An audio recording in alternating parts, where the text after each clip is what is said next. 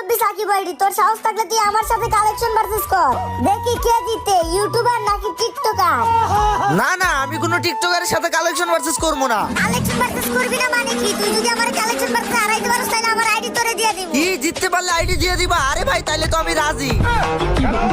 আমি হইলাম collection versus এর কিং, আমার বাপের আছে অনেক মানি, এই দেখ আমার কাছে আছে বান্ডিল বানি।